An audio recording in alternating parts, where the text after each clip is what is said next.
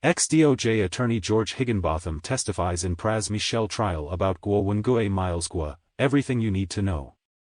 By Matt Palumbo. Disgraced ex-employee of the Department of Justice, George Higginbotham, who was instrumental to a $100 million conspiracy financed by CCP-linked Joe Low, is expected to testify in Pras Michel's ongoing criminal trial in Washington, D.C. on April 6, 2023. Higginbotham was reportedly paid $41 million after visiting the D.C. Chinese embassy in 2017 to conspire with Ambassador Cui Tiankai to send WenguiMiles, a prominent CCP dissident, back to China. Michel's attorneys have also requested Mr. Guo's testimony but were rejected by the DOJ. Notably, while Michel stands trial facing decades in prison, Higginbotham not only walks free after the DOJ cut him an apologetically lenient plea deal, but he also appears to currently work at the heavily CCP-linked Citadel. Others including Leonardo DiCaprio have previously testified at the highly publicized Michel trial. George Higginbotham worked as Senior Congressional Affairs Specialist at the DOJ from 2016 to 2018. He had been friends with Michel for a long time, going back to when Higginbotham operated a law firm and Michel was reportedly his client. The two reconnected around 2017 when Michel, on behalf of Joe Low and the CCP, reached out to Higginbotham soliciting his help in removing Mr. Guo from the United States. Ironically, Mr. Guo currently is held without bail by the DOJ on bogus fraud charges, because the Justice Department reportedly wants to prevent Mr. Guo from testifying at Michel's trial. But Michel and Higginbotham didn't operate alone. Their long list of notable co-conspirators includes casino mogul Steve Wynn, RNC Finance Chairman Elliot Broidy, and now convicted felon Nikki Lum Davis. Steve Wynn defeated his DOJ lawsuit alleging him to be a foreign agent for China with the help of the CCP-linked law firm Paul Hastings, whose partner Luke Despens has been relentlessly persecuting Mr. Guo as DOJ-appointed bankruptcy trustee. Broidy has pleaded guilty to violating FARA and acting as an agent of the CCP to remove Mr. Guo, but was issued a presidential pardon. The public's fascination with George Higginbotham centers not only around his role as a DOJ official, but also the extent and extravagance with which he carried out his crimes. Higginbotham walked in broad daylight right into the Chinese embassy in D.C., where he reportedly told the Chinese ambassador that the DOJ was working on Mr. Guo's removal. Higginbotham also traveled to Hong Kong with Michel, Broidy, and Davis in 2017 to meet with Sun Lijun, Vice Minister of Public Security of China.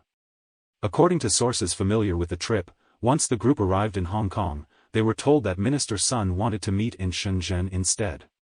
The group had initially expressed concerns that they lacked the Chinese visa necessary to cross the Chinese border. Minister Sun had reportedly replied that only two men run everything in China, President Xi runs Beijing, and outside of Beijing, I run everything. The group was then secretly brought over the border to Shenzhen without ever showing passports, where they met with Minister Sun and Joe Low to discuss how to force Mr. Guo's return to China. Together, the group would illegally lobby then-President Trump, Attorney General Jeff Sessions, the DOJ itself, and the NSA in an attempt to force Mr. Guo's return to China, all for hundreds of millions of dollars of personal financial gain.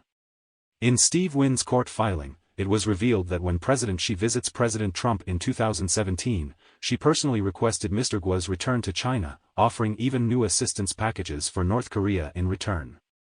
Mr. Guo has made himself the arch-nemesis of the CCP by exposing three highly classified CCP documents he had obtained in 2017, the BGY plan, the 3F plan, and the 13,579 plan.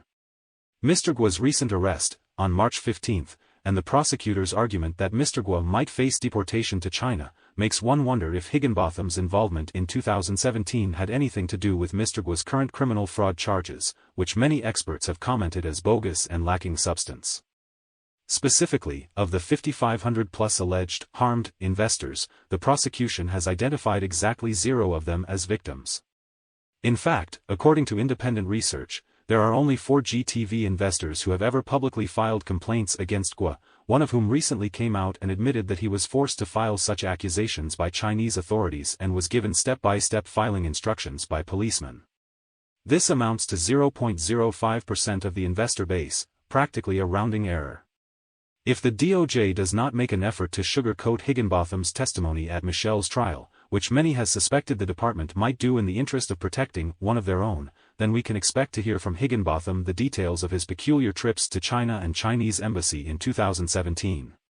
The Higginbothams of America are the reason why our nation is in extreme peril. A conspiracy is in plain view, involving high-ranking DOJ officials, a sitting U.S. President, and an Attorney General, executed by American traitors who have the best interest of Beijing at heart, and financed by a CCP billionaire who stole from the Malaysian people, all to return one man, Guo Wengui, back to China. As attorney Adam Waldman points out, it's all one overlapping case. Mr. Guo, the center of this big overlapping case, currently sits in federal prison without bail while his testimony at Michel's trial had long been requested.